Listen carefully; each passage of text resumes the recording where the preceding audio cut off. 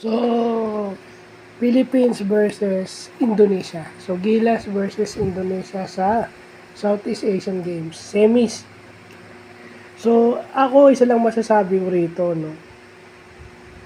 Although, paulit-ulit na to, although the SEA Games is not actually a qualifying tournament, but yung reputasyon ng Pilipinas nakakalat kapag tayo natalo sa isang Southeast Asian countries or around the Southeast Asian region malaki. Because iisipin ng mga makakalaban sa ibang panig ng mundo, sa ibang region, madali lang ang Pilipinas kung ang Indonesia, 'di ba? Supposed to be mas malakas ang Pilipinas, 'di ba? And this game showed that. Nung pinahirapan tayo ng Indonesia, yun ang sinasabi, a win is a win.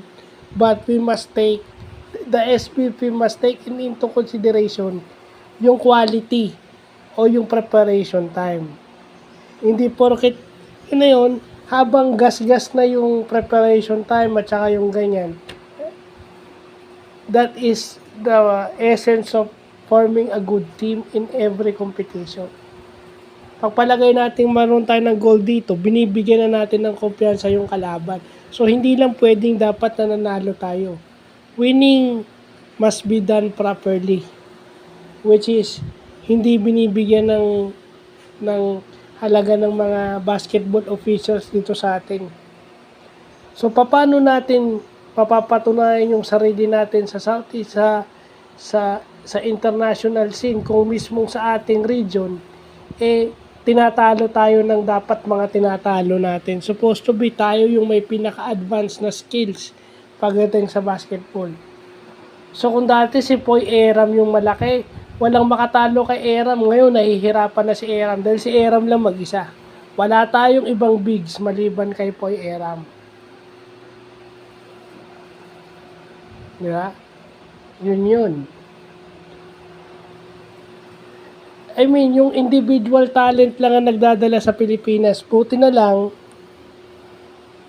at sinuswerte pa rin tayo, no? I think itong Gilas version is, itong team na to, purely talent lang na put in a team and then ilagyan lang ng play si Norman Black para ma-maximize yung skill sila. But it is a purely based on talent.